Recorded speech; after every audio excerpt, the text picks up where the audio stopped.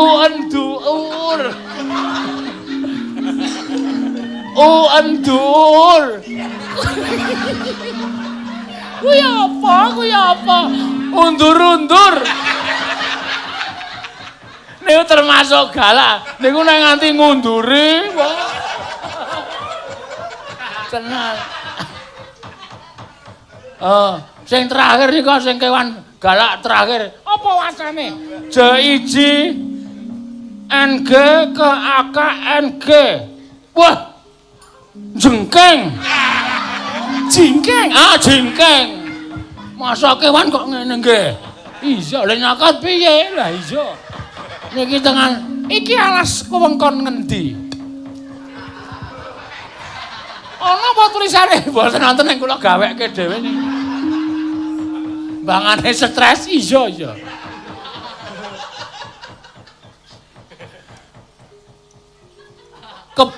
Keba-aba. Kowe iki ora guyu. Maca kok guyu. Keba-aba. Wah.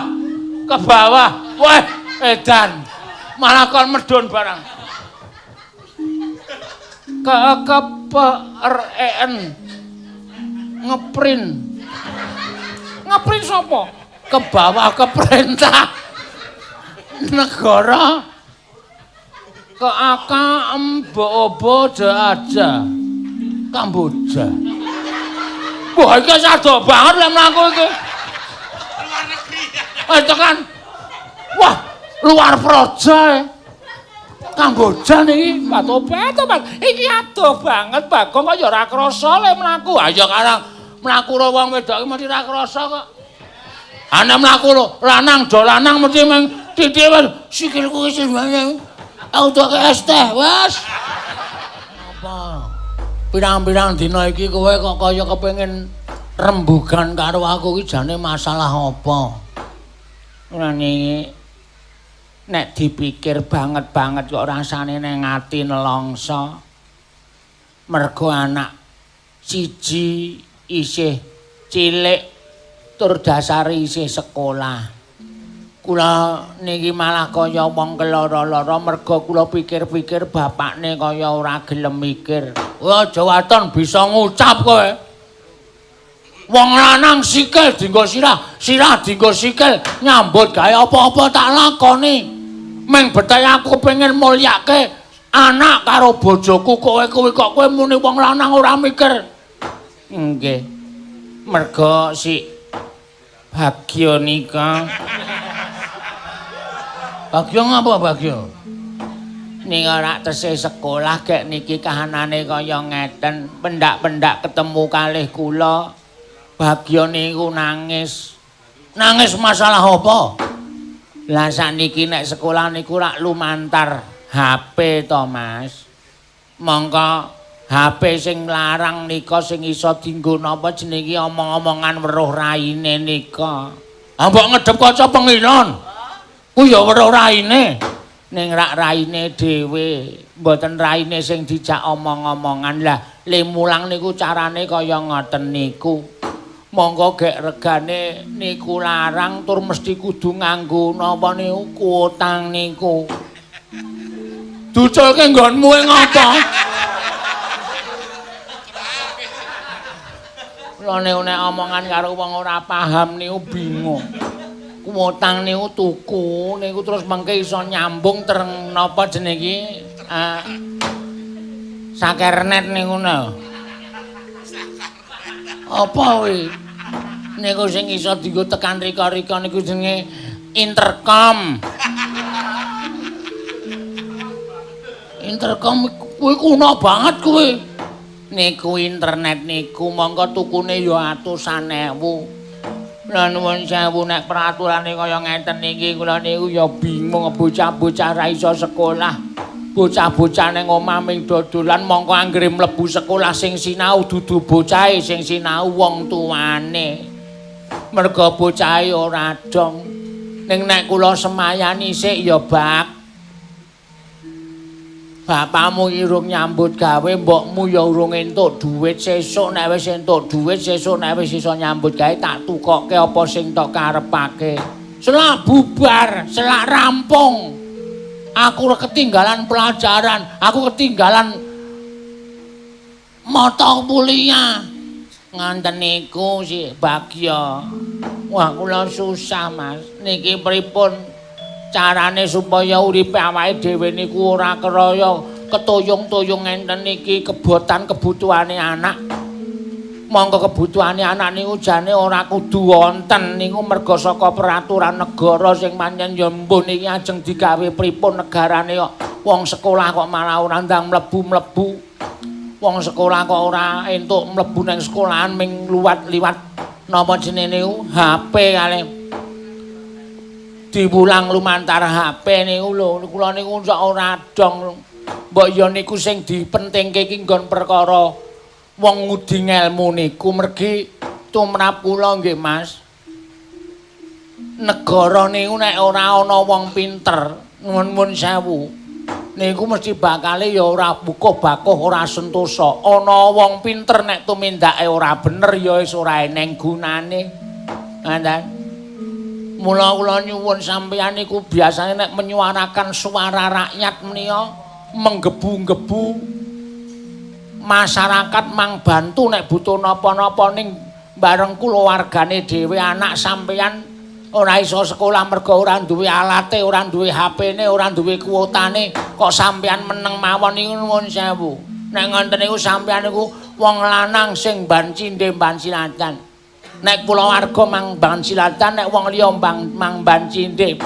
Kula ora trima nek ngoten niku kula protes, Mas. Kula protes. Nek anak sampeyan bodho pripun? Mongko anak niku sak tingkah polahe mesti nggawa jenenge wong tuwa. Bagya kae ora iso maca, ora iso nulis. Anake sapa? Anake Bagong. Wah, mokal wong bapakne ya buta huruf. Ora aneh nek anake ya koplo, anake ya petuk kaya ngono. Sing muni ngono sapa kuwi? Dereng wonten. Ming mbok menawa sesuk niku dirasani ngonten niku lho napa sampean mboten isin? Napa sampean mboten rumangsa wirang? Ngoten. Wong sampeyan iku ya cedhak kalih para Pandhawa, cedhak kalih Sinuwun Prabu Kresna, cedhak kalih Prabu Baladewa, cedhak karo Piyai Ngastina. Sampeyan niku biasane sok wani matur, niki kanane pripun? Liyane dilarang mboten napa-napa, ning mohon cah sekolah niku mbok ya iso sekolah sing murwat, ora ketang nuwun sewu nganggo cara-cara sing aman, ning sing baku bocah niki iso mlebu sekolah. Bagya niku nate crita kalih kula lho Mas. Enten kancane lanang wedok wong gunung jenenge Kuncung kalih Bawuk. Niku ya ora duwe HP, nganti disilihi karo tanggane. Mongko nek goleki sapa napa niku? Sanyal. Goleki apa? Sanyal. Niku lho sing iso marai tekan gone sinyal. Waduh, nek goleki sonyol rasa ado-ado. Goleki sinyal dadak munggah gunung. Mongko pendak-pendak jame pindah saya awan sinyale saya munggah gunung meneh. Ngoten niku mbok ya dipikir, ngoten niku lho ora mung sak kepenake dhewe ngoten. Kula suwun kanthi sanget sampeyan iso ngrampungi perkara niki. Sampeyan niku wong kendel, adhedhasar bener. Bagong niku wis kondang. Jarine sampeyan ketua Karang Kadempel. Ana kanan kaya ngene kok sampeyan kaya nuwun sewu. Muta tuli paningal sampeyan mboten kepengin krungu dhateng kawontenan. Njur teng pundi nama besar ketua pemuda Karang Kadempel nek carane kaya ngeten iki mboten enten artine bablas blas. Alon. Wong untumu wis pasangan. Babar blas ora babas blar. Babas blar. Babar blas mboten wonten intine nek sampeyan mboten iso ngomong perkara niki kalih para pepundan-pepundan sing enten nginggil Mas Bagong. Kagat risang kapirangu. nanggul kinembet kempit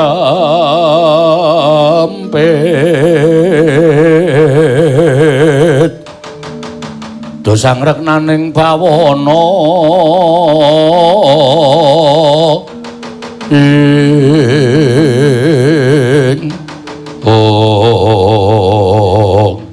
wah aku nganti ora tekan kono ya aku mikir ya mergo aku nyawang Bagya ki bareng nang omah wae ora ana sekolah ora mlebu lan ora dientukke sekolah ki rasaku malah cedhak karo anak.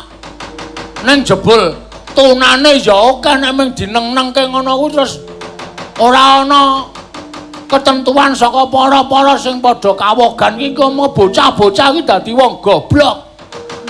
Bocah-bocah ki dadi wong sing ora dong.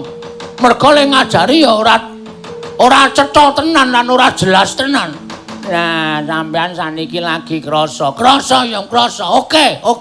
Ini masukan yang penting buatku. Nek pancen kowe butuh apa sing bakal tok kandhake iki engko ditampa karo pengarep-arep, aku sing tak omong, aku sing matur.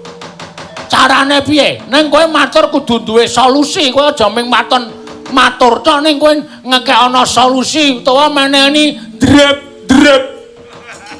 Sing kudu iso diaturake marang pepundhen utawa pengarepe. Lah wong ya janjane upama diglecah niku gampang kok. Upama saniki niku kudu nganggo jaga jarak, upama saniki niku kudu nganggo masker, bocah-bocah ya ora bakal wegah nganggo masker. Kelas sing maune isine 40 diisi wong 15 utawa wong 10 ning sing wigati menika mengke urut rutin digilir mlebune men bocah niku mlebu sekolah ora kok ming nang omah tok. Tur guru-guru ya duwe gawean, nuwun mapunten guru-guru ya ben duwe gawean men mlebu manut karo gilirane. Ngoten ta? Sak kelas niku nuwun sewu upama isine mejane 40 digawe 10 niku jarake wis adoh-adoh, wis memenuhi protokol. Ngoten niku ya iso digawe kok mamun ming dinengke wae nang omah do playon do pit-pitan. Nek ditakoni pelajaran ora dong. Oke, nek ngono pancen sesuk-esuk biar gagat bangun raina. Aku sing arep sowan ning ngesaning para Pandhawa. Aku tak matur. Nek kudu kaya ngono kuwi kok sing tok kandhakake. Mengko ndak bocah-bocah do goblok mergo kukuh bakuh sentosaning negara kuwi nang pundhake nom-noman sing pancen pinter babagan ngelmu apa wae. Satemah negara iki kukuh kuat sentosa lahir lan batine. Alhamdulillah, Mas. Kula remen nek sampeyan ngersa paring dawuh kaya ngenten niku ati kula lega men Bagya niku ora goblok, Pak. Bagya niku wis awake ireng. Mripate bijil. Gobloke ra jamak-jamak. Malah saniki nek kon sekolah liwat HP niku mo karepe ngan mancing. Wong bapane wong konjang ngono pas Bagong wong gleleng kok anake mung tukang mancing. Wis ora usah cerewet kono, saiki kowe nang mburi, perkara iki tak nam-name nang pikirku ya. Sesuk-esuk arep ora ndek kanca aku dhewe sing arep ngomong karo para Pandhawa babagan perkara iki. Matur sembah nuwun, Mas, matur sembah nuwun. Nah ngaten lilanana kula tak mancing wonten pepengkeran sawetawis. Heeh. Kersakaken unjukan mboten. Lho ya ngombe mangsa mus kering keruntang. Ngersakaken napa kopi napa teh napa jahe napa jenenge niku serbat. Serbat arep tak ombekke aku. Serbat niku unjukan sing pedes. Wis sak karepmu, sak gawe-gawemu waton kowe sing gawe barang sing ra enak dadi enak. Nggih. Kuwi tenan aku ra goro kowe. Ambok wedang iki tok gawe ora legien tak seruput weruh raimu ki. Rasane wis kaya ginastel. Legi panas kenter. Nggih. Wis ngono mundur kono. Nggih, nyun ngapunten kula tak teng wingking sekedhap nggih, Mas. Ngati-ati matur nuwun, mengelingke aku matur nuwun.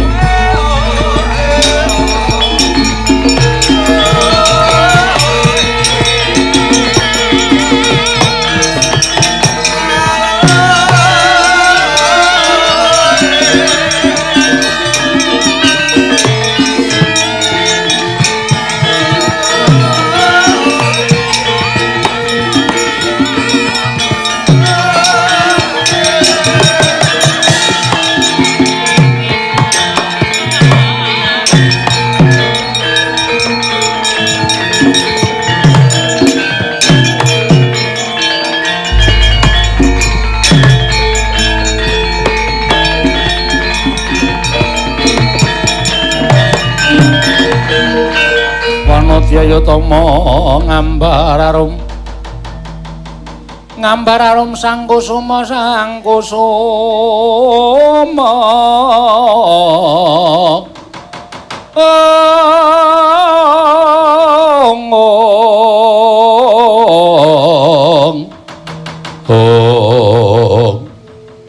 dadosaken kagiat raos sing manah kula wanci yagaten tak kira nek memedi niki mboten panglih nek Ndara Banawati lho tobat Bagong iya aku nyang prapta ning bale wismamu Bagong wala jagat Dewa Bathara ya jagat pangestu Ngkara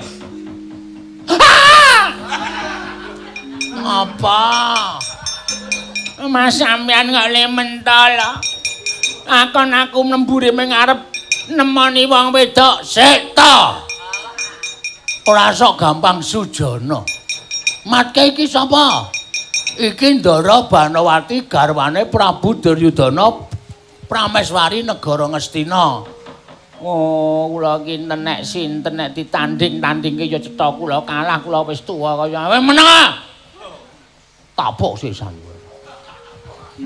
ngaturke sembah Gusti Ayu kula ngaturke sembah. Iya tak tampa kuwi bojomu Bagong. Nggih. Batu-batu kok ya gelem karo kowe. Nggih kula mbiyen dipeksa supaya gelem. Menenga wis kebaca to dadak diungkit-ungkit. Wonten apa? Bagong aku njaluk tulung-tulungana. Prap takon ning bale wismamu iki kok plantrang nggone mlayu saka negara Ngastina. Ngerti ya? Yen to sejatine nggonku mlayu iki mergo nggonku banget duwe rasa kapang lawan Nyai Arjuna. Wekasan aku nglimpe uwal saka Taman Negara Ngastina mengajab aku bakal ana ing Kasatian Madukara ketemu karo Dimas Janaka. Nanging lungaku jebul kadenangan dening para Sata Kurawa aku dioyak-oyak supaya dijaluk kondur marang negara Ngastina nanging ora lega rasane nganti ku yen ora ketemu karo Dimas Janaka mula dina iki aku tulungana Bagong aku tulungana aku delikno. Aku delikno Kurawa kabeh padha ngoyak karo aku, Bagong. Waduh. Aniki omahe-omahe kok ngenten sampeyan niku Prameswari. Kula delikke teng senteng sampeyan ya reget kabeh awake. Engko aku dadak ngedusi, Mas. Iki meng lelucon. Wow, wis. Mula aku nek pentas nek ana kowe ora tau sukses. Kowe sujanan wonge senengane iki menggo nggojeki kanca-kanca mburi. Ora petok sepi oh. Tremblek ora. Mulane watu kula tratapan terus e. Lajeng golek lajeng ndelekke teng pundi kula bingung.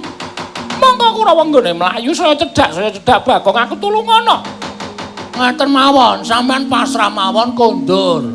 Mangke ketemu Ndara Janaka kula sing pados wektu pados srana pripun carane ketemu Ndara Janaka ning saniki kondur men tentrem men apik men suasanane kondasmu kondusif ampun ngantos pripun nggih ora iso aku ora ketemu Raden Janaka Yai Janaka rasaku mula aku tekaning mati Bagong kangenku wis ora iso diampet Bagong aku tulungana. Aniki mengko nek kula nulungi sampeyan nang nganti konangan Kurawa kriwikan dadi grojokan geguyon dadi tangisan. Napa kula ya kudu mbelani karo sampeyan? Batobat apa kowe ora gelem mbelani karo aku? Apa kowe ora gelem mbelani karo aku lho Bagong? Kowe ngerti dhewe to jadine aku kira tresno karo Sinun Prabu Duryudana. Tresnaku marang Yayi Janaka. Dene lak kok dadi kowe ora mbelani karo aku iki kebangetan temen Bagong kebangetan wah. Jan wis kisra iki tenan wis.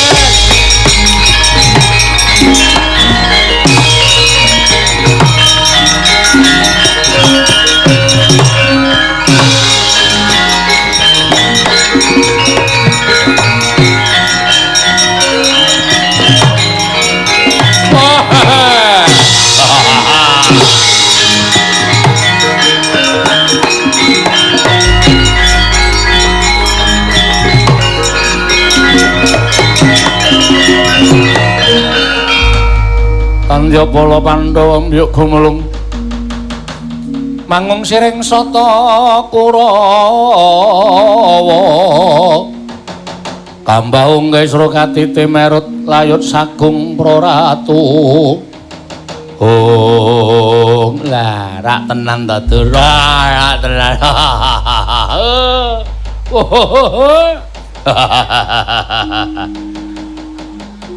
ing atase Prameswari kok mlayune kok mlebu nang omahe Bagong. Ketok banget. Mula ditakoni nek Bagong ora prasaja, Bagong ora jujur. Oh, polo mawon, ajar mawon sik. Ora waton ngajar wong sampean. Kula ngerti sampean mlebu teng omah kula. Kula tak takon karo sampean, sampean ajeng napa lan wigantine napa? Mas Pripun Mas? Wis kono kowe lunga kowe. Bagyo jak lunga Bagyo. Jak ndelik iki kriwikan dadi grojokan geguyon dadi tangisan mengke nek dados Pancakara rasa sumelang. Mati yo tak ikhlaske aku. Mbangane urip dimiskinke karo sapa-sapa. Wis tak akoni wis kono. Wis kono mulunga. Nggih, ning atos-atos rasa sumelang. Bagong aku tak takon karo kowe. Nggih, mang takon. Kowe ngerti Kanjeng Ratu Banowati mau tak sawang mlebu omah kene. Ka iki kowe ngaku apa ora? Kowe ndelikke Kanjeng Ratu Banowati. Oh, Bagong ora sandadak kowe. Kumbi ora sandadak kowe selak. Kowe ndelikke. Ayo, kowe ndelikke to. Ndok wenehke apa ora? Bakal boyong kundur marang negara Ngastina. Lah ora mbok wenehke apa kelakon mau tak obrak-abrik kowe tak ajar tak bonto tak lebokke pakunjaran. Wis.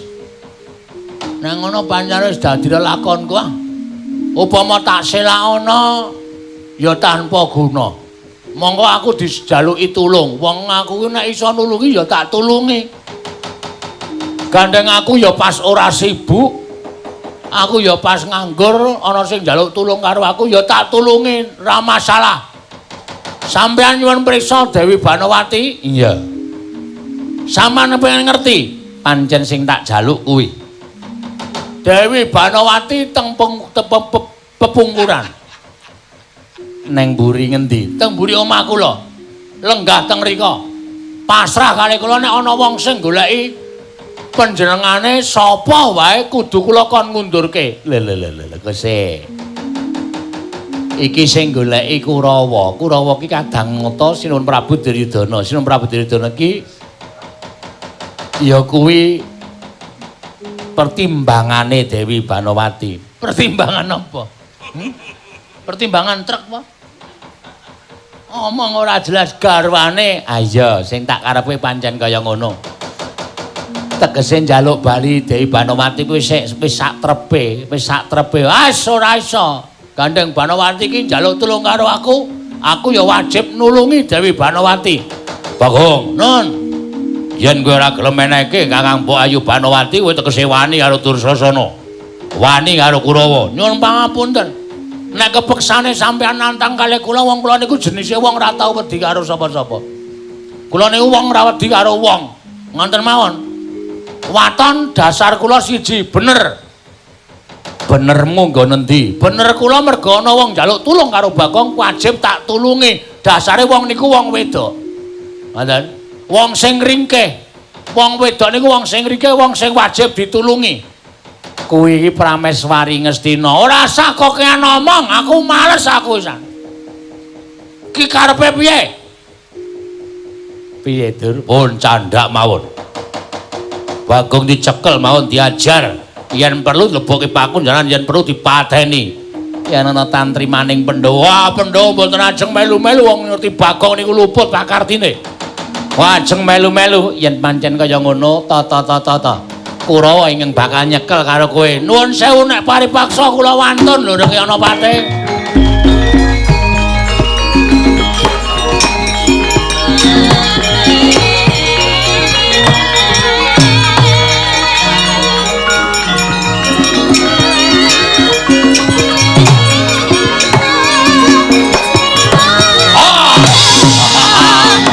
Ayo, aja mlayu kowe.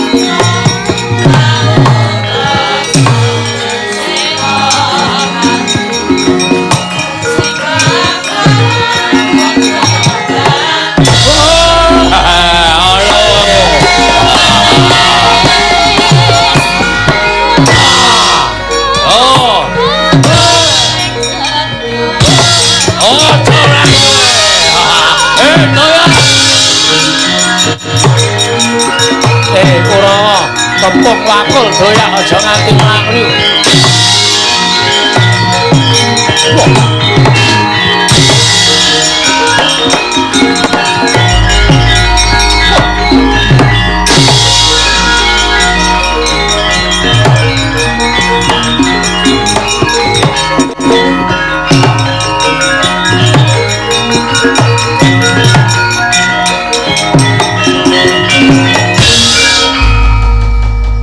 Bagong Batobat to, Pak. Nganti bubras langkrah omahmu ora karo-karuan rusak kaya ngono mergo. Mbonmu perang karo para Sata Kurawa. Wah niki nek mboten nglabuhi karo sampean mboten bakalan kula ngiklasake omah kula porak-poranda kados ngaten menika.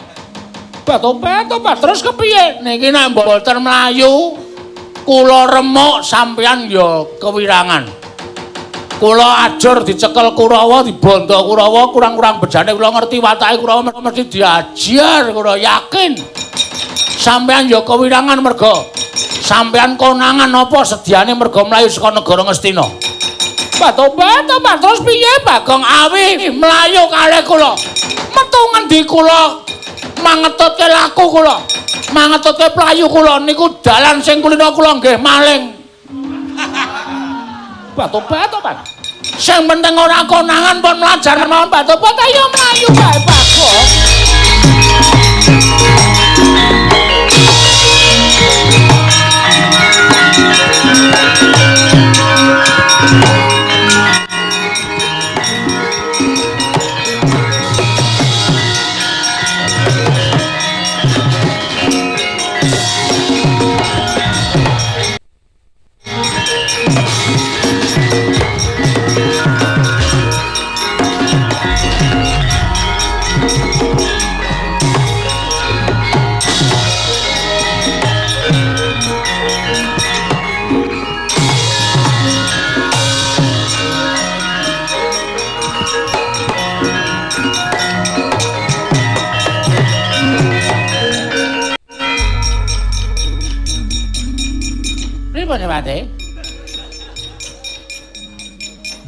Kurawa ngoyak Bagong mboten kecunggah.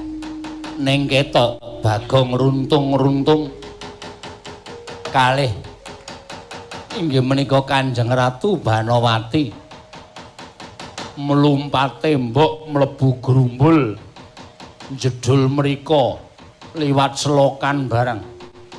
Ah, Batobat. Lah kok dadi kaya ngoten Bagong ya pakartine. Beto Dewi Banowati. Sing wedok kaya gelem wae diliwatke dalan-dalan sing rungset lan rumpel. Ya pokoke iso lunga saka negara Ngastina. Niku rak karepe Dewi Banowati. Oh, pripun Dik Patih? Pripun? Ngeten mawon. Kurawa kinen nyebarke utawa kinen ngabari marang para Pandhawa nek Bagong glandang Dewi Banowati.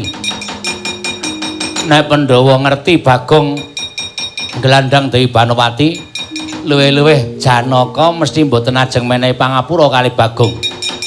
Sing mateni Bagong dudu Kurawa ning sing dadi jalaran patine Bagong para Pandhawa piyambak. Langkung-langkung Janaka waton dikabarke supaya sumebar warata. Nek Bagong gelandang Dewi Banowati pun mboten sak kuwatir. Durmagati waca Jawa.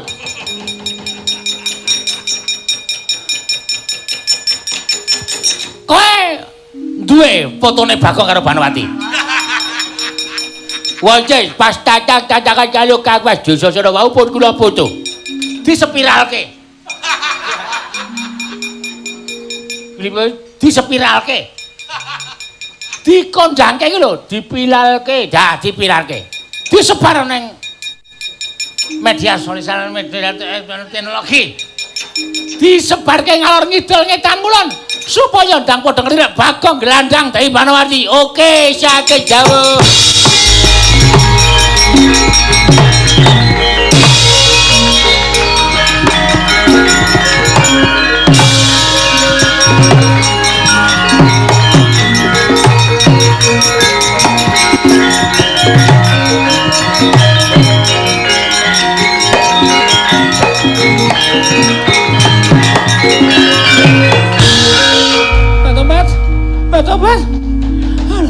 Bagong edan.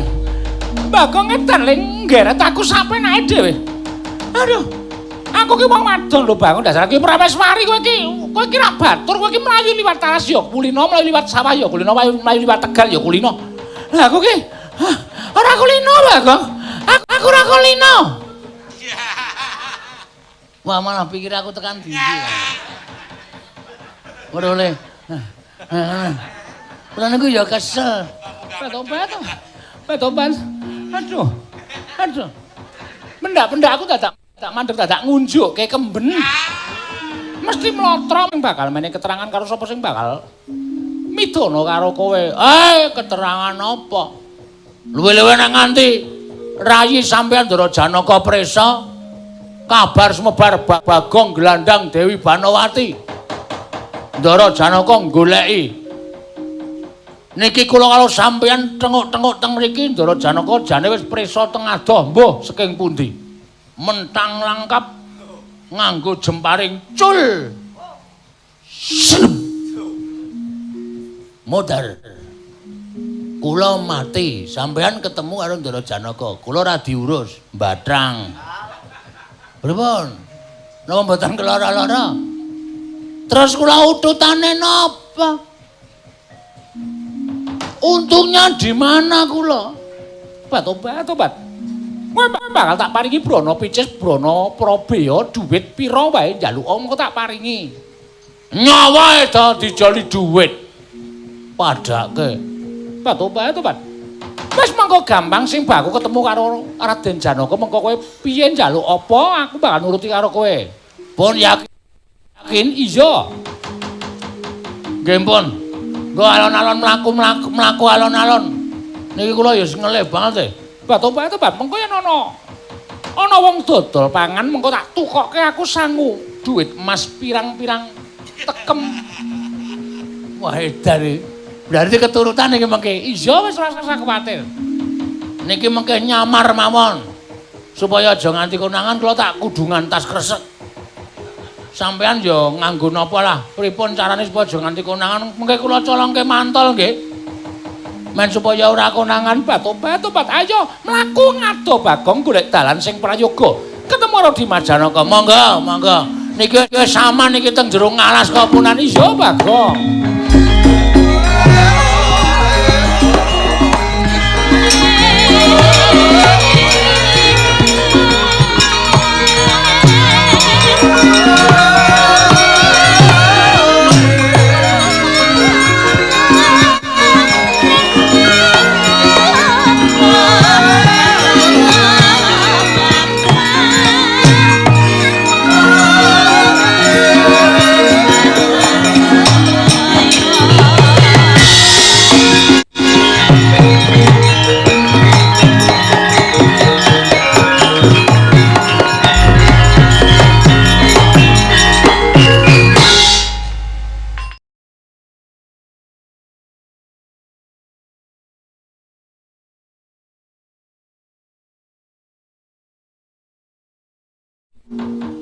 Ndara Janaka Kakang Semarya.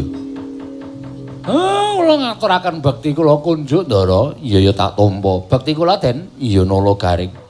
Bekti kula Gus, iya tak tampa Petruk.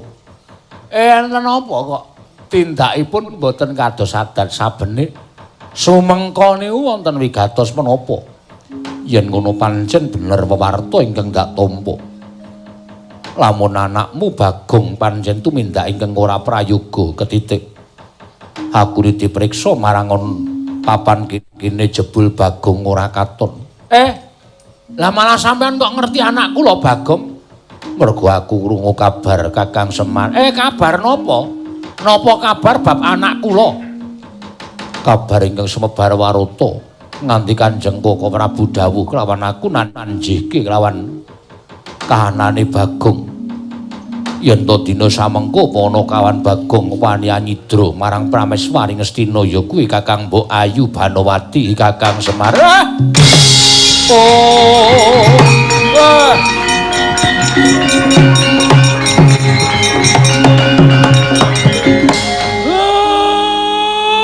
Lah iki lelakon apa? Bagong kowe iki wis mingerke blatmu apa piye? Adat saben kowe iki gawe kisruh ning rak ya ora perkara sing abot kaya ngene. Lah kok dadi kowe nyeneng jenenge wong tuwa. Bagong bocah kok angel kandan-kandanane. Ngapa to, Pak? Bagong wani gawe lingsem Nyidra Prameswari Ngestina Gareng. Wah, trondolo tenan. Krocok mbendho. Wis ora wangun dadi anake bapak, ora wangun dadi adhiku, ora wangun dadi adine Petro. Ngopo Bagong rek?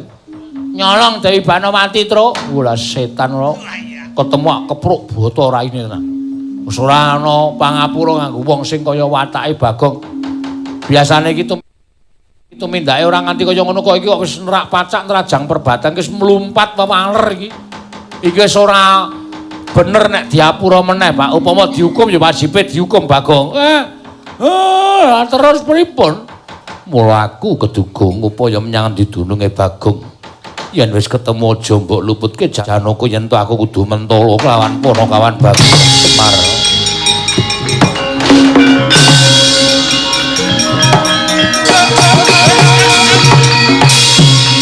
Golek ya, Tru. Yo.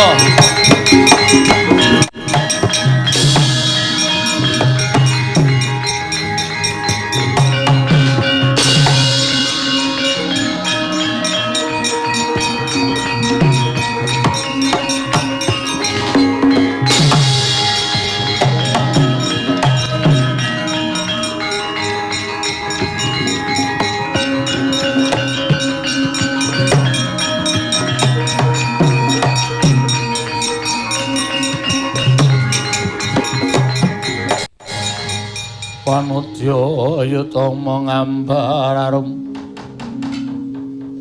arum sang kusuma. Tobat Bagong wonten Jawa. Aku wis kandha arep yen tos temene aku ki nggone lunga saka negara Ngastina ki nggonku kangen lawan Yayi Janaka. Lah iki malah kedarang-darang tekan tengahing alas adoh banget parane iki jane wis tekan ngendi Bagong? Aku kok ora ngerti papan dunung iki. Nek wau wonten tulisan sampean mboten maos napa? Bat ora maca, aku ora maca. Alah jan wis, lha nika tesih ketok sing ngriki. Sampeyan mang lenggari iki. Bat. Jeng mele niku sok diwaca papan-papan niku dadi apal lho kene iki daerah ngene, desa iki, dusun kae, kecamatan kaya ngono. Senengane ora nika ora pun wonten tulisane to. Lho nika. Oh. Alas. Alas. Burine kaya apa tulisane ketutupan godhong saka kene. Tak wacane nek sampean ra iso maca tak wacake ampun sumelang. Ha kula niku cah cerdas. Cerdas. Alas. Geogo enggung ili wah awang gung liwang ili wah awet gung liwang liwet. Wah enak niki. Awas kok enak lho. Gung liwang liwang maksude. Ngisore niki nggih enten tulisane kok mang waca. Iya, tulisane apa?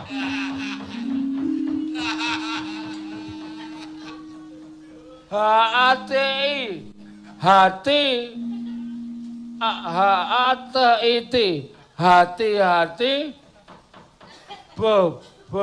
B-A-N-Y aek nyemek ngawur banyak keekerere banyak alas kok banyak kere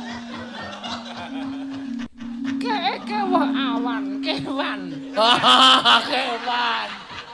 geaga ala galak ngatos-atos sampean ngojo-adoh kali kula niku mergane akeh kewan galak iya C-O-C-N K-O-T-H-N-Y-A. Contohnya. Blabaknya gede banget enggak. Kewane jenenge ditulis Kang Bakarang nika ben Dinas Kehutanan niku tertib. Iya. Kewan galak 1 Geaga erengpung. Garengpung garengpung niku nek gelem nyokot. Wah, wis tenan. Ora diculke. Menyodi ngoten tenan niku. Sampeyan tau dicokot garengpung durung. Hati-hati mula disebut kewan galak. Iya. Angka 2 RRS opo? Resrespo. Resrespo. Niku ya galak. Niku nek mlaku meng alun. Monggo ninggal iler. Iya. Ilere niku sing gawat, iritasi. Iya. Tak wacane meneh nggih.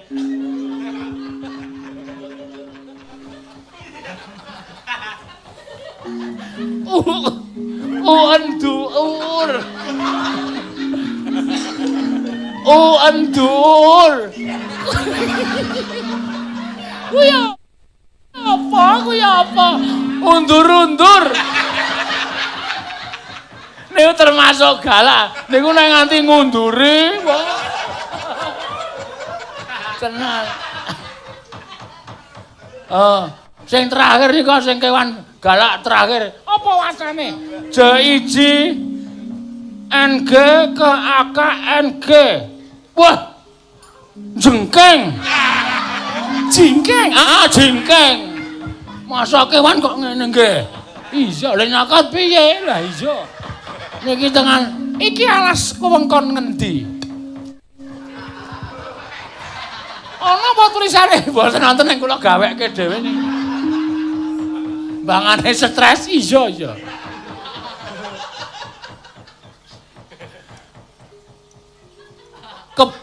Keba-aba. Kowe iki ora guyu. Maca kok guyu. Keba-aba. Wah, ke bawah. Wah, edan. Malah kon medun barang.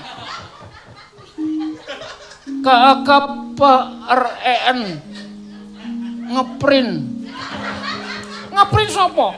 Ke bawah ke perintah negara. Ke AK Mbobo aja Kamboja. Wah, iki sado banget lek mlaku iki. Luar negeri.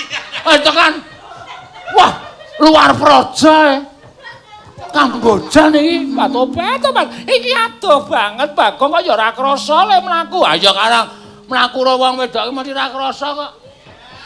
Ana mlaku lho, lanang do lanang mesti meng titik wis sikilku wis banyak. Auto ke ST, wes. Aneh-aneh pokoke. Tenan yakin. Iya. Saya kancane lanang jak omong ora gelem wis wegah. Manes pokoke. Koyo arep glunding-glunding nang jurang.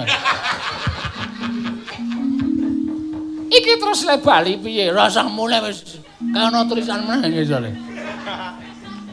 Apa ge ugu ya uyu paguyuban. Loh. Alas kok ana paguyuban. Pak Tobat iki werna-werna wae, Bang.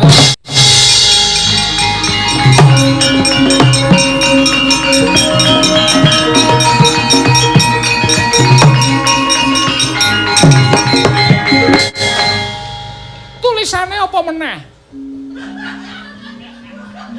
Kae sing ngisor kae tulisane kok kaya meng wisan. Keakawa mengkawa teitir tir mengkatir kliwat mengkhawatir mengkhawatir keakakaan mengkhawatirkan ge ente iti gento goblok genteng iki kok saya suwe tak waca kok suasanane saya ora waduh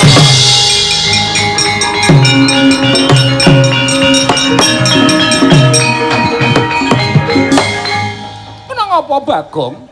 Lah kok dadi raimu terus suntrut, raimu terus pucet kowe kena ngapa ora usah wedi? Napa aku sing tanggung jawab? Baba. Ya ayah. Bahaya.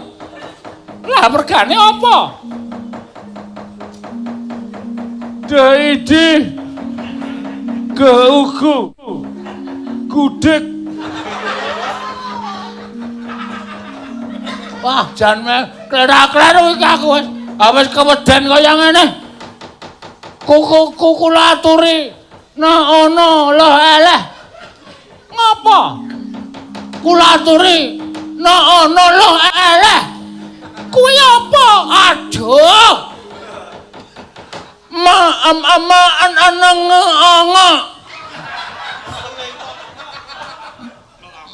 Menenganga. Tobat karepmu piye? Mengo megol. Aduh. Mengo. Tobat iki Mas Janaka.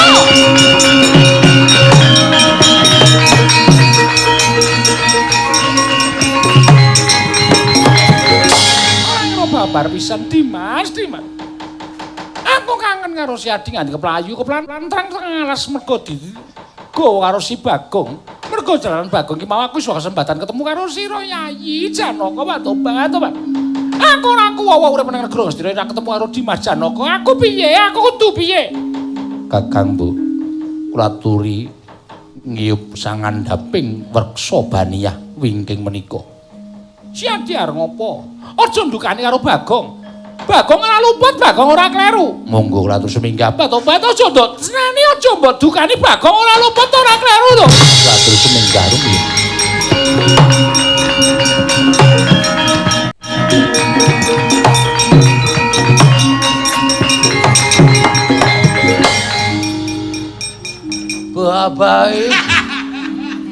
Baiklah. Wis nek arep dihukum mawon ta.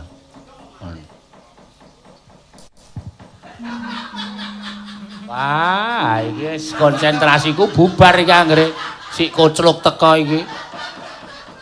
Aku lek ndelok ning jaba wae ora bengak-bengok ya. Engko tak pakani watu, aja kuwatir.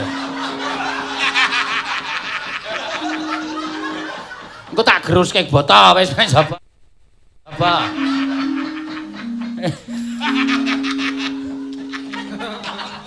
Bagong. Wonten dawuh. Ala rupamu pakartimu sak ngisoring dlamakan. Ora ngira babar pisan yen to kowe mentala, kowe wani glandang kelawan Kakang Mbok Ayu Banowati. Mula wis ora ana paukuman ingkang pantes kanggo kowe kejaba mung kowe kudu nampa ukupane Janaka. Kula niku mboten napa-napa, sumpah. Niku critane ngenten iki nggih, Gus. Critane ngaten. Kula niku lagi tengok-tengok omah dumadakan Ndara Banowati niku teka. Terus nyuwun tulung kalih kula supaya kula niku mbantu Ndara Banowati mergo Ndara Banowati niku duwe rasa kapang kalih panjenengan. Tak rewangi tekan kene niku mergo kula mung kepengin nuruti Ndara Banowati iso ketemu karo sampean. Kula niku ora ndek niat ngapa-ngapa. Mokal kelakone. Kowe wong lanang Banowati wong wadon mbok glandang ning tengahing alas kuwi arep tumindak culika karo Kakang Mbok Ayu Banowati. Kula yakin sumpah ora piye-piye, ora sandadak kakean gunem sing tanpa guna. Aja. Kula ora ngomong-ngomong. Asli.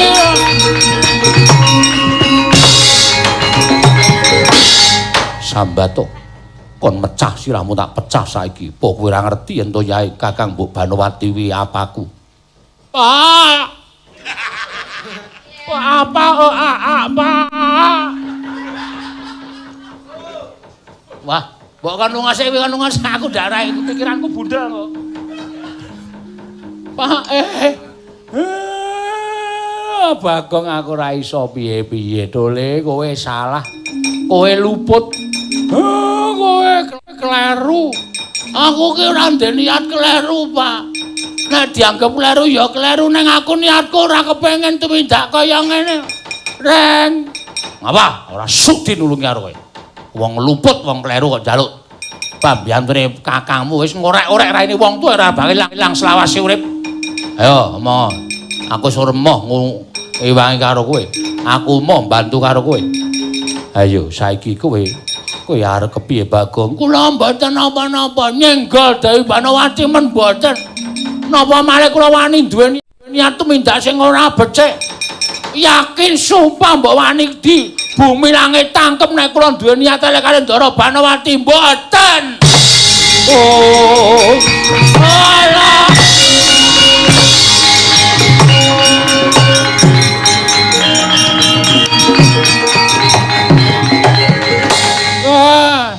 Bagong kowe nek ngaku ndaramu mesti ora duka ngono kuwi. Gong kowe nek ngaku malah ndaramu ora duka. Le kowe iki nek ngaku apa antane malah ora duka ngono kuwi. Ngaku ora apa-apa, kok ngaku ambek lu wong minggat legakan. Oh.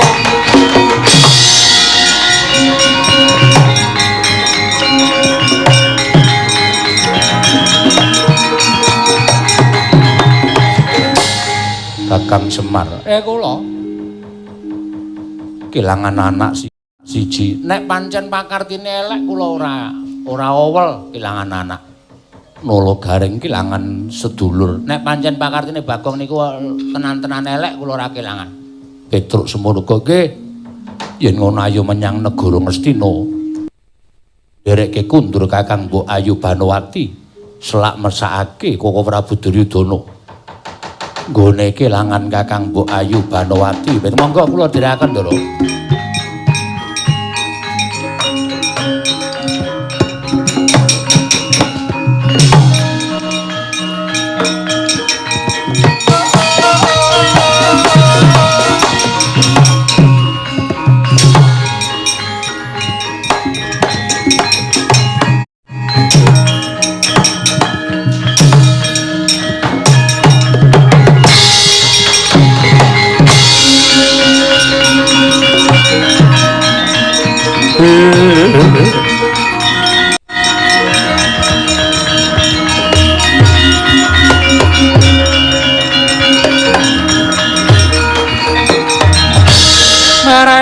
Smopang mangarono kadinetraning angkara rapuh sabdaning kokila ringkani kara saketer kene donganing kong wis banyak sirahku tutuki Ndara Janaka monggo aku ora ndek niat elek lho ane ya bener ngendikaning Kyai Sepuh kae niat apik urung karuan ditampa apik.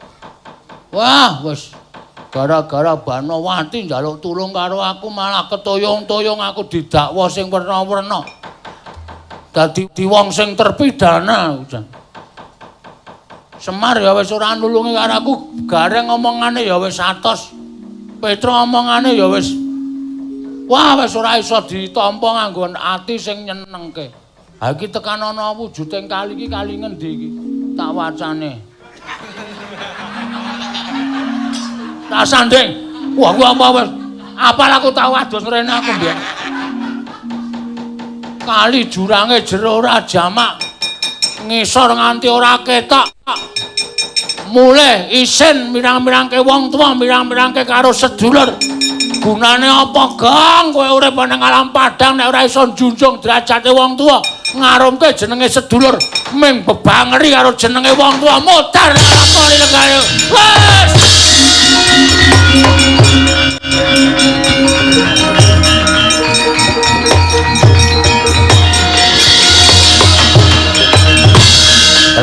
Keleang kuwandaning ki Lurah Bagong.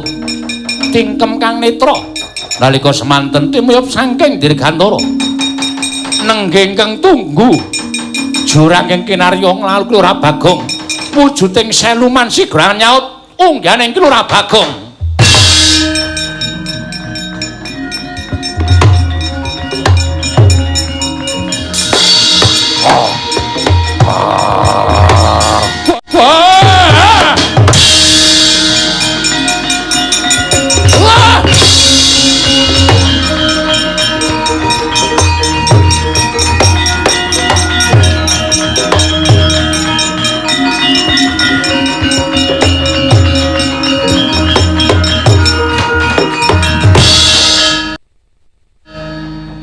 Merem ya, mengkari ngenteni le matlok, sirahku entuk padas. Agak tibane empuk mak tebuk. Sapa iki? Ana wong kok gedhe dhuwur awake nganggo sisik. Raine kaya baya. Aku seluman pan Bajul Seta. Sok mbajuli wong kuwi, Dok? Ora. Jenenge Bajul Seta. Bajul Seta. Ya, aku sing tunggu kali iki. Wo, sing arep nggo nglalu. Suwe nggonku kekalangan ngideri. Kali iki niatku golek pangan. Nanging ora entuk pangan jebul ana menungsa ingkang kleyang-kleyang bakal tiba mati siya ning telenging dasaring kali mula tak saut. Niatku kowe mung tak tanting kowe dadi wadya balaku apa kowe dadi sukma sangsaran mati ana ing telenging kali. Kowe sapa? Aku Bagong. Bagong sapa? Ya mung Bagong ora ana terusane. Yen Bagong soliken biyen saiki wis ora ngono.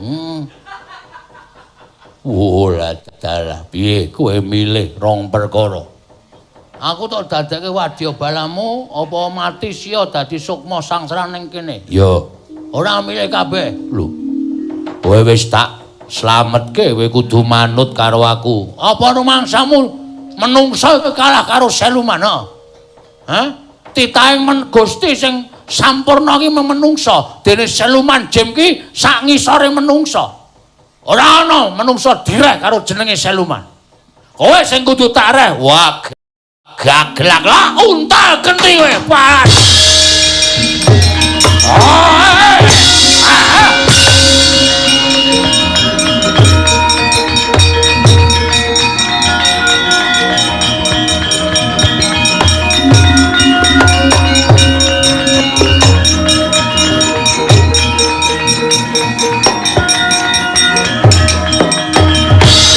Eling-eling ki Lurah Bagong karasuk kapercayan agama pungkasan. Nalika semanten wis pinaringan dawuh dening Ki Lurah Semar lamun anempuh bebaya sigra ngrapal inggih menika ayat Al-Fatihah. Wungsal wangsul dadi nglumpruk seluman Bajul Seta.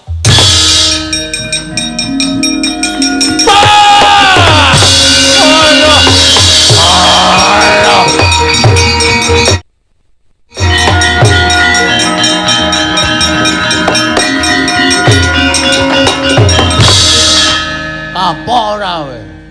Aku duwe Gusti sesembahan. Aku duwe pusaka sing iso ngalahake kowe.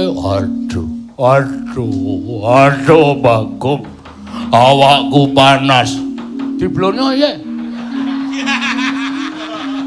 Panas awakku merga saka ukara ingkang mbok batin sarta sithik-sithik metu saka kedaling latimu.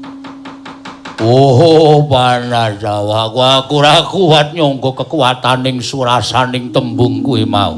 Kapok ora we? Ya, aku kapok. Nek kapok wiwit dina iki kowe kudu dadi andhanku Bajul Seta. Waduh. Dadi andhaku. Kali dadi kekuasaanku. Dadi kekuasaanku. Iya.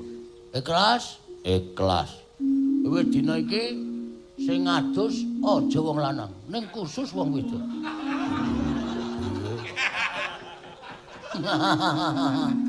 Wah, senengane kowe iki wong kok nyenengake gunemamu sarwa gawe bunga. Aku ki wong senengane gawe senengane wong liya.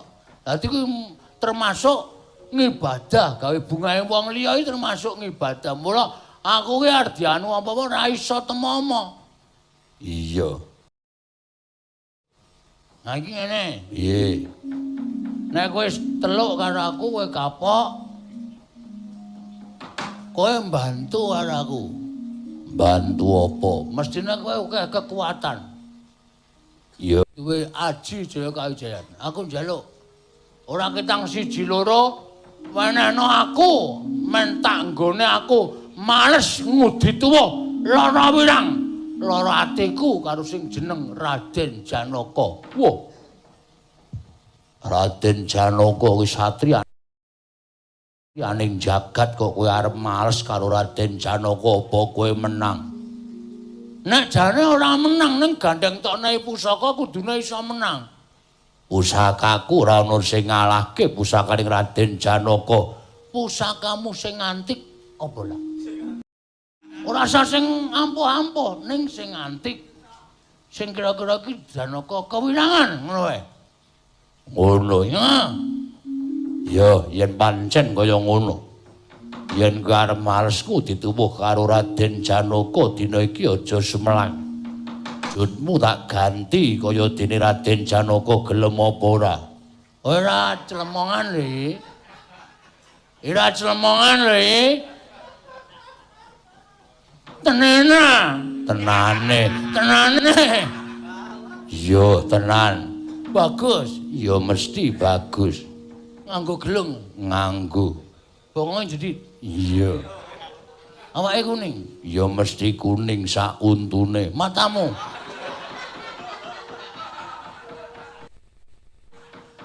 Siluman wis kalah, clemongan. Bismillah. Ora, aja. Panas awakku, panas.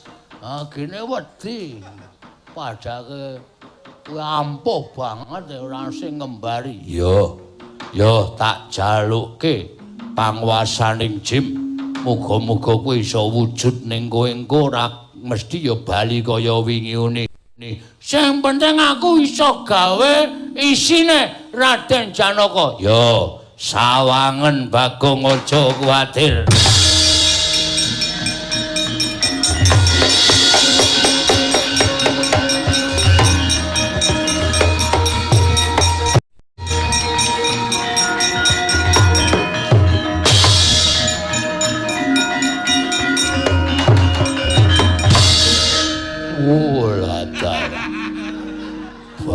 Sing tapi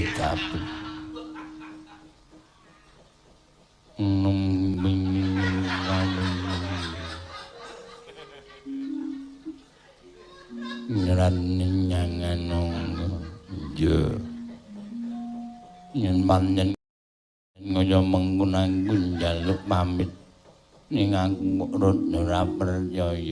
ora percaya mereka tak nyawang kok rai kuwi putih. Nganggere ngap aku ana seluman naleni nganggo oyot mayura. Nah! Ngipusang. Ewe, rupane Bagong, rupane Bagong. Oh. Nek sandangane wis Janaka, iki wis nganggo salon ngene iki. Iki wis nganggo konde, iki wis nganggo jarik sing persis Raden Janaka. Iki lho perutnya. Rainya masih teng brocel. Raimu ora iso dipermak. Rai kok kaya cor-coran, cocoran dasmu. Seluman ngono iki rai kok cocoran. Wis ora masalah, sing penting aku njaluk pangestu. Ngene, sama iki Bajul sama? Bajul Seta. Saliyane Raden Janaka engko aku iso malik apa-apa? Iso. Carane kowe nyebuta jenengku ping 3. Apa sing tok karepke kowe iso malik. Nah, mergo Janaka iki kancane akeh. Engko nek nganti dombelane Janaka nek pisan-pisane Janaka iki tempur karo aku. Janaka tempur karo aku. Mergo iki sing nangkem aku dadi tembunge tempur. Iya. Janaka iki nglepaske peluru kendali. Aku nek ora nganggo tahu dipenyet. Lho. Tahu dipenyet nit remote. Ah, remote. Wah, aku iso kena Raden Janaka kon Cinaka. Wis kono mangkal to aku ndak selak sumpek. Sumuk nyawang kowe. Nggih aku nyebut jenengmu ora iso maneh tenan goleki ning kali ngendi nggih? Ning ngendi? Iki kali Sumber Nyawa kaya bis. Kae sumber kencana njaluk pamit sing ati-ati. Oh.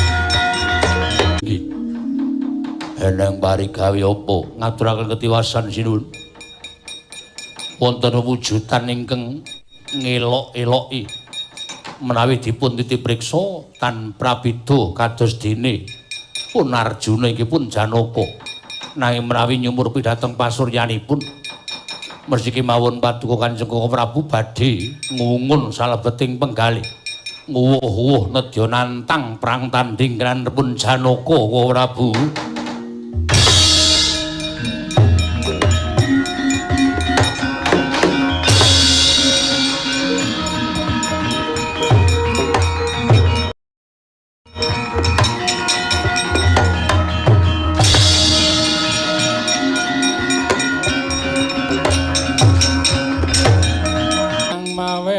Gandrung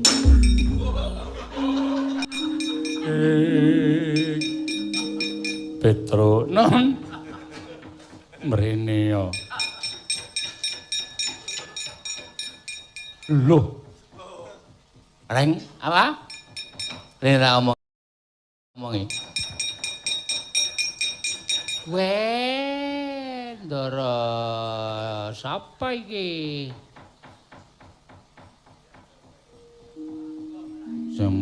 malam-malam tak putuk. Ayo ngedopo. Perang Madras ayo tak ladeni. Perang Condroso ayo tak ladeni. Perang Condro di muka aku jalan. Langkon mati pecah siramu. Pecah apa-apamu regane hati gue.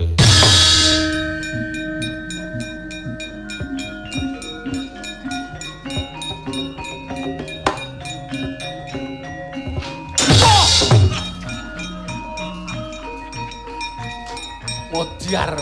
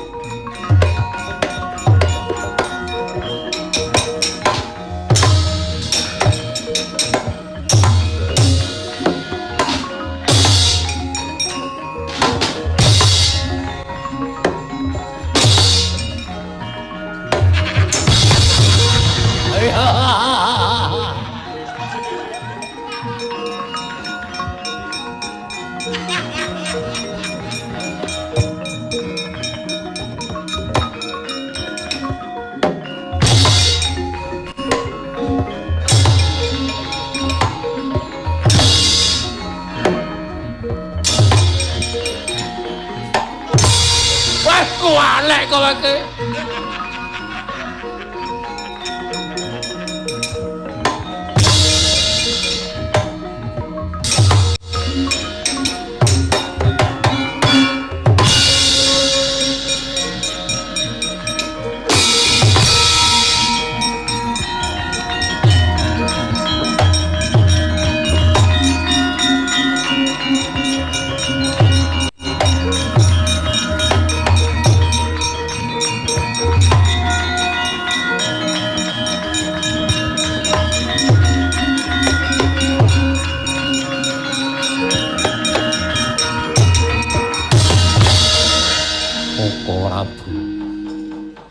Piye?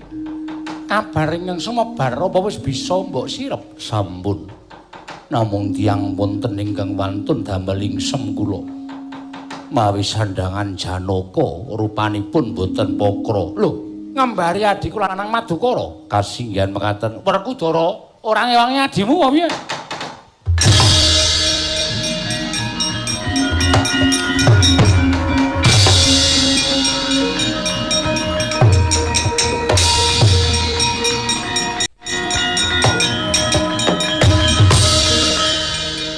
Bajul seta, bajul seta, bajul seta iki sing maju dudu Janaka ning kakangne bajul seta.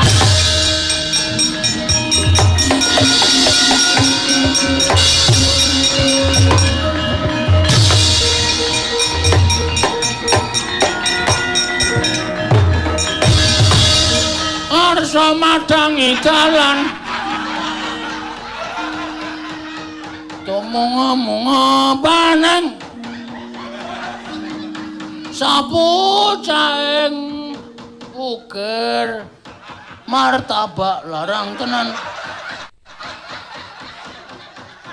nasarate Surya megalan gunung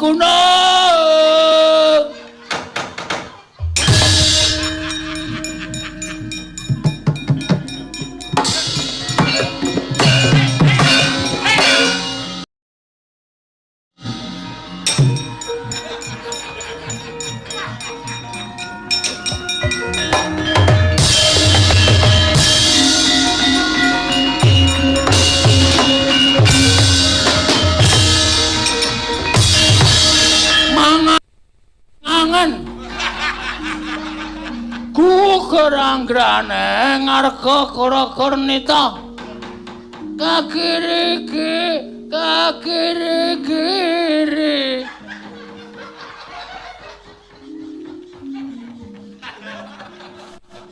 Padula menambah-ambah putih. Kok dadi putih lagi? Wah, ora iso suluk aku mah. Oh, kapok ora kowe campur aja.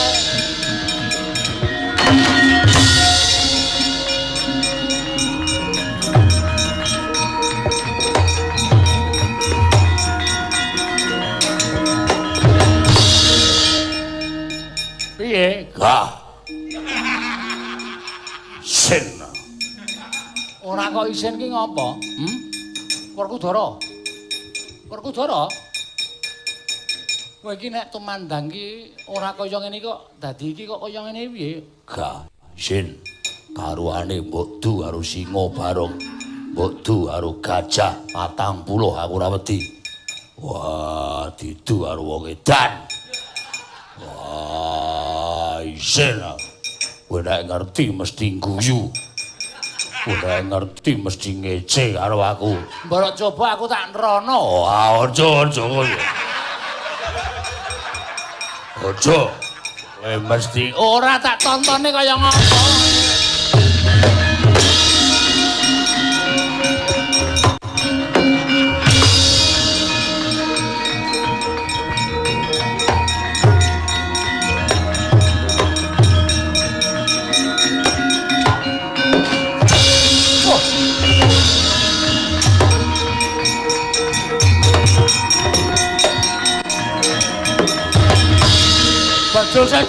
Bajul Seta, Ganti meneh Bajul Cetha aku. Doya Prabu Kresna Bajul Cetha.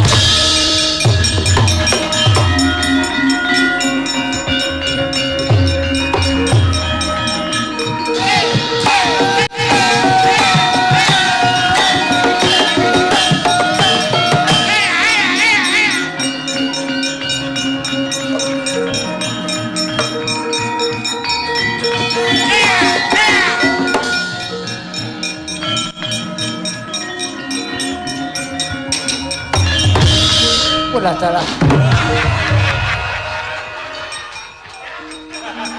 Santai. Wegah. Petro wegah tenan aku. Aku mah noleh aku. Isin tenan. Bocah ya ngopo. Langsung menawa ngadilen wae. Ana sasminan ingsun jagat Mas Yai. Yai Narayana. Nayarana. Yai Padmanaba sama Padmanaba. Gah. Wegah. Yai Kresna. Wah, mama.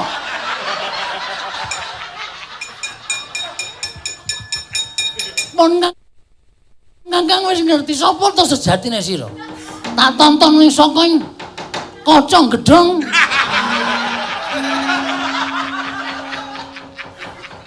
Katon sapa sejatine sira. Jengket dewe. Wegah aku. Gilane ora. Kakang Semar ora iso rampung iki aku wegah Kakang Semar.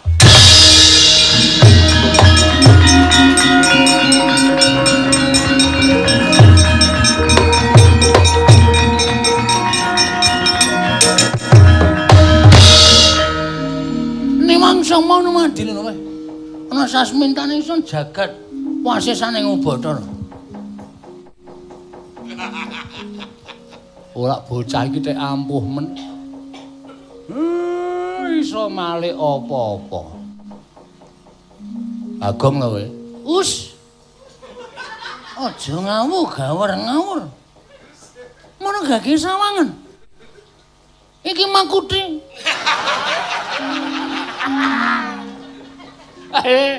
Sing sok omong klerak-kleru ki mung Bagong ya reng. Awang teknologi ora ditelogino.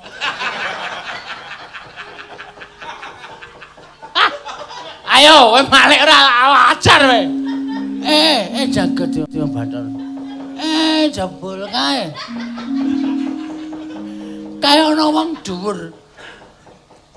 Ndelok jam iki. Si 10 menit Kang Semar. Kowe ganti ya. Kowe jane kuwi sing ngewangi sapa? Kowe kira ndi kekuatan kok iso molak-malik. Giri Lusi jalmu tan kena kirira.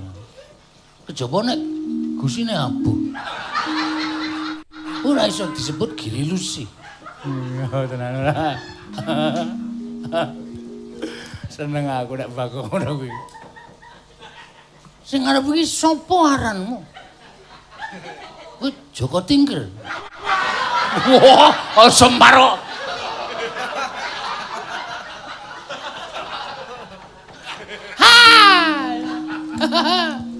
Oh ini kok Joko Tingkir. Ha iki Joko Tebon ora masuk.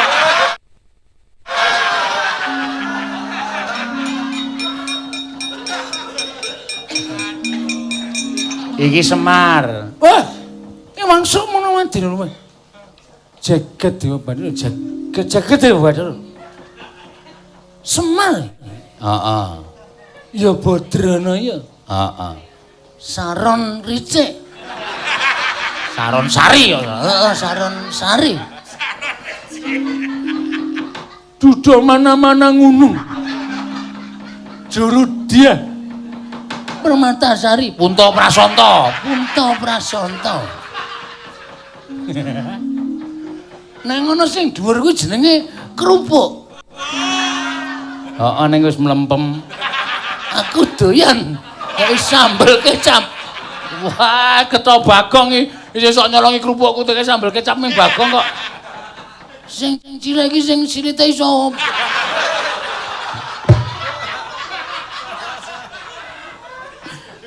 Dite iso muni. Wah. Gareng pung. Kudu gareng iki antil mencelat ora. Senengane omongane ora. Bagong, kowe ora edan kowe ayo bali kaya wingi ora.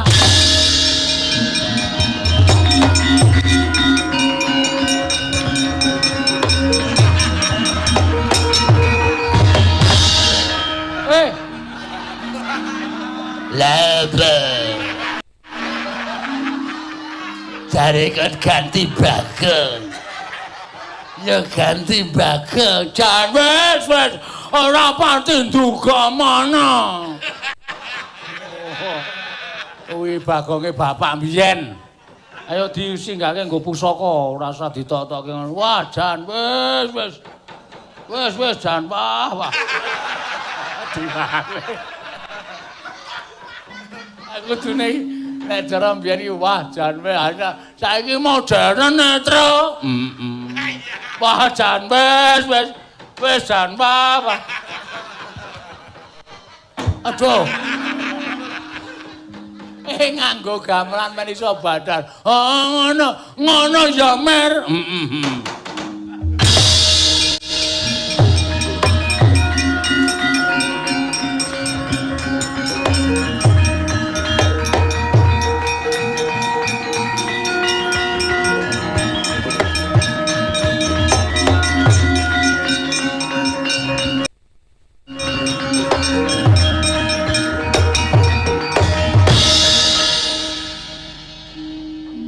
Perkara wis waras ngene iki aku mung arep takon. Kowe kok iso molak-malik kekuatanmu kekuatane sapa?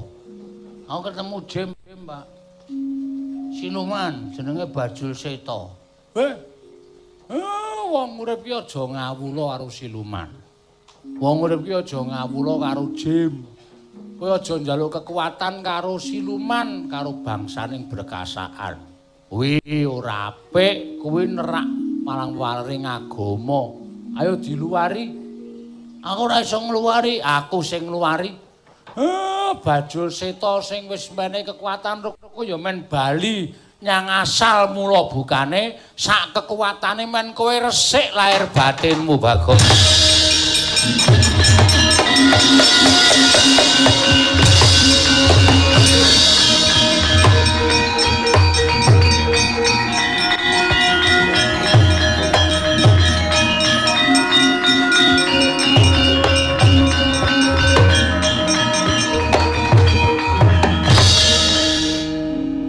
Kowe dadak malik wong pirang-pirang ki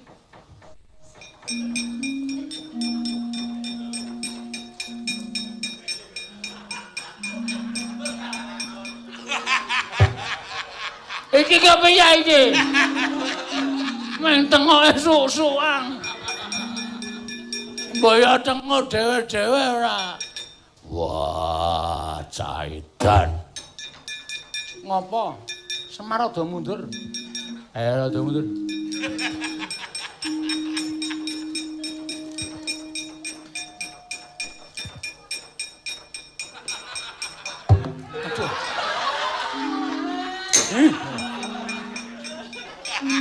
Kula ora sengaja teken kula keri, teken keri.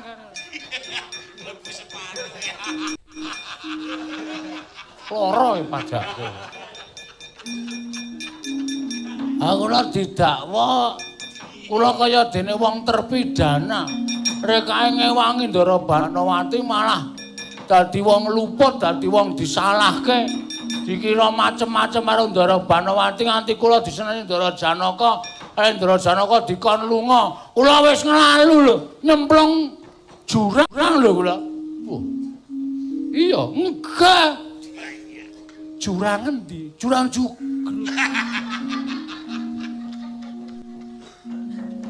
Aku nek weruh Bagong ki sengit ning ya iso kangen. Ning ngene iki aku males trimo ora weruh. Heeh. Ya anggere isih ana wong loro wiyaga sing ora ren Bagong ki. Ya tinggal nengke wae. Semarang Grengguyu tak antil ngono. Ora. Lah terus karepmu Kula nyuwun sing jenenge Janaka ya Raden Janaka. Hai bendaramu. Ya, nggih. Ndara Janaka rawuh mriki njaluk ngapura kalih kula. Tok niku. Pun liyane mboten. Kalih nyuwun arta. Lho. Dinggo ngopo? Nggih numbaske HP anak kula. Kalih nggih tuku kotang. Men anak kula iso sekolah lumantar HP niku mawon. Sampeyan pemerintah ora ngekaki dana ming duwah jauh. Ayo belajar liwat iki, belajar liwat. Nek ana ditewe beres, le golek ngrekoso. Oke cah cilik do nganti nyambut gawe, pengen lumpukke duit, pengen iso tuku HP, pengen sekolah. Oke. Nutuk terus aran.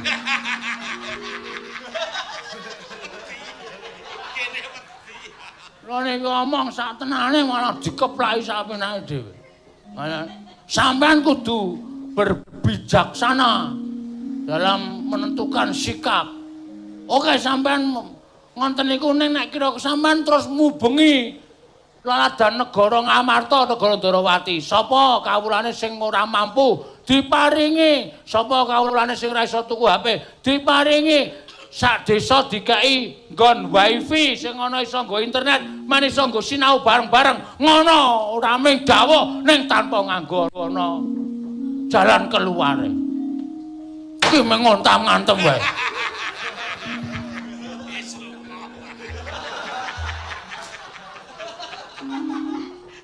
Gara-gara kutara.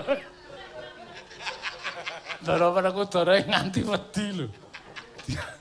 Yo. Becik banget Bagong. Ah becik. Padake ora. Mangsane kula niku prihatin. Aku kula niku nek iso sugih. Nah, kula niku nek dadi wong sugih, dadi wong duwe jajali job kula ora batal. Ha tuku HP kula 10 tak domke bocah sing ora iso sinau niku. Sing ora duwe HP. Wong ora duwe dume kabeh. Manut kemampuan kula. Niku tenan. Ora kok ming goro. Ming sak kula lho niki. Omongane sampean Nalendra pengareping para Nalendra kudu iso memberi solusi ora mung sapenake dhewe.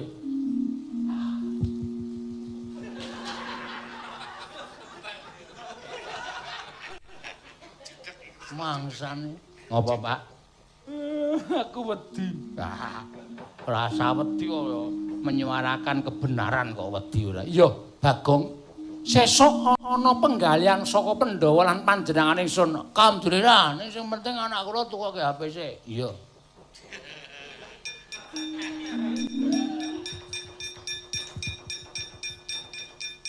Pira iki? 500. 500. Duit apa 500? Sebar. Mangsane.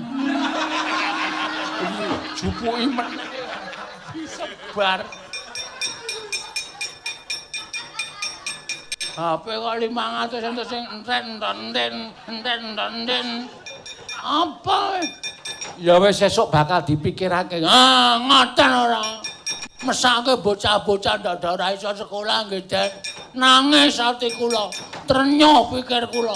Nyawang bocah-bocah luwe-luwe putrane wong sing ora duwe, wong sing ora iso nyambut gawe. Meng buta pengen duwe HP nganti adol apa-apa. Niku mang penggalih nggih, Den, mang pikir nganggo nalar sing ganep. Ngoten nggih.